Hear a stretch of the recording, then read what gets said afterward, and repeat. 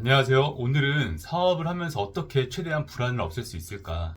그 첫 번째 시간입니다. 저는 사업을 하시는 대표님들은 불안이 없을 수 없는 일이라고 생각합니다. 물론 사는 것 자체가 불안일 수 있지만 다른 것보다 사업은 너무나 변수가 많은 일이기 때문에 대표님들은 정말 불안이 있을 수밖에 없다고 생각을 합니다. 지금도 작년에 60 몇 개 기업을 관리했고 지금은 이제 제 이름으로 저도 어떻게 보면 이제 작년 중순부터 사업을 한 거죠.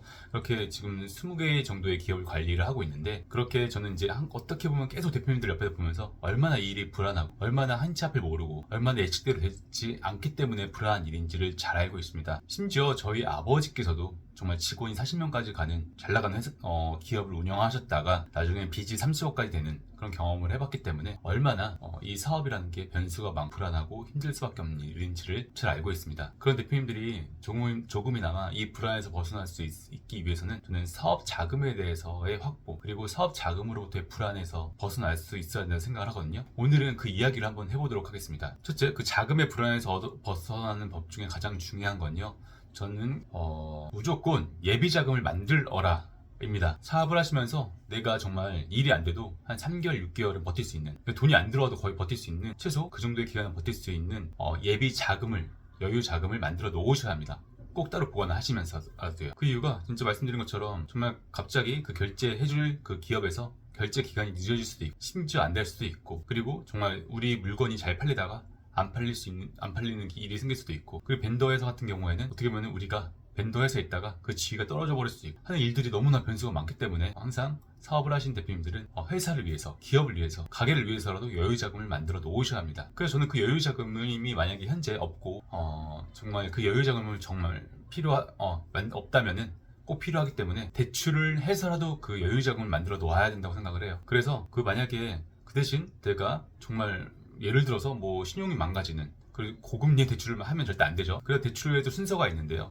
일단은 신용을 망가뜨리지 않고, 그 다음에 금리가 괜찮고, 그리고 어떻게 보면은 까다로운, 그리고 이제 그 기회가 한정적인 대출일수록 미리 받아 놔야 된다고 생각을 합니다. 그래서 정책자금이 먼저겠죠. 그리고 이제 우리가 담보대출, 그 다음에는 정말 할 게 없으면 은행의 신용대출, 그런 식으로 대출의 순서를 해 놓으셔야 되겠죠. 여하튼 그렇게 해서라도, 대출을 해서라도 여유자금, 예비자금은 꼭 만들어 놓으시고요. 그리고 그 두 번째로는요, 어떻게 해서든 그 회사의 그 순이익률 구조를 지금 계승할 수 있는 방안을 만들어 놓으셔야 됩니다. 예를 들어서 우리 회사가 고정비가 많이 들어가면 고정비를 줄일 수 있는 방안을 어떻게든 만들어 놓으시고, 그리고 그 계약 조건이나 거래 조건에서 너무 우리가 남는 게 없다고 한다면 어떻게든 남을 수 있는 그 조건을 만들어 놓으시는 거를 너무 미루지 않으셨으면 좋겠습니다. 이제 2025년이니까 2025년에 그 어떻게 보면은 목표를 만들어 놓으셔야죠. 그런 식으로 우리 회사의 순이익률을 높일 수 있는 제도나 시스템을 만든다고요.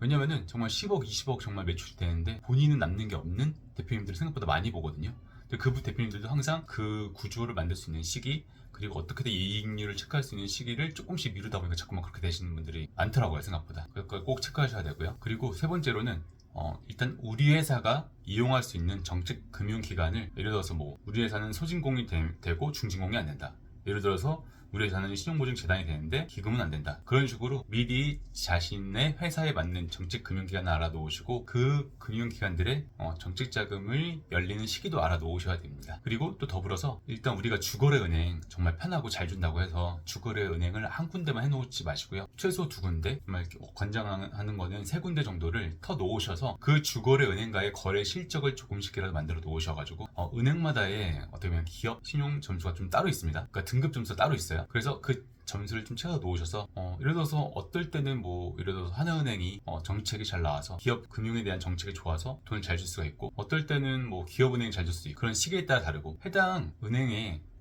심지어 은행의 정책 아니면 지점의 상황, 그 지점의 실적에 따라서도 또 달라질 수가 있는 거니 2-3군데의 은행을 좀 터 놓으셔서 거래 실적을 만들어 놓으시기를 꼭 추천드립니다. 사실 저는 지금은 기업들을 관리하는 일을 지금 5년째 하고 있지만, 그전에는 사실 사회적 기업에서 일을 했었어요. 왜냐면은 아버지께서 워낙 큰 사업의 실패로 온 가족이 거의 한 10년, 15년을 너무나 괴롭고 힘들었던 기억, 그리고 꿈마저도 축소되는 그런 기억이 있었기 때문에 돈은 있다가도 없어지는 것이고, 그래서 별로 가치 없다 생각을 해서 사회적 기업에서 정말 가치를 느끼면서 일을 했었는데요. 어느 순간 이제 가족들이 생기면서 이제는 뭐 가족을 지키고 책임지는 것도 큰 가치라고 생각해서 저도 그렇게 지금 좀 자본이 덜 드는 사업을 하고 있긴 합니다. 물론 시간과 에너지와 노하우가 저의 자본이지만요. 그러면서 여하튼 처음에는 돈을 벌면서 일을 하다가 지금은 조금 더 기업을 도와준다는 가치를 갖고 일을 하고 있는데요. 그렇게 하다 보면요, 가장 정말 중요한 것은 기업의 안정성 있게 그 기업에 딸린 그 가게, 그 사장님들에 딸린 직원과 가족들이 어떻게 보면 그들의 삶이 너무 흔들리지 않게 하는 것이 또 제가 해줄 수 있는 일이라고 생각을 하고 일을 합니다. 그래서 오늘은 그런 내용 중에서 정말 그 자금에 대한 부분은 어떻게 보면은 가장 중요한 부분 중에 하나이기 때문에 오늘 이 내용을 좀 공유해 드리고 싶었습니다. 꼭 이 내용이 대표님들께서 어떻게든 활용하실 수 있는 좋은 내용이 되길 바라면서 이상으로 해결사 팀장이었습니다.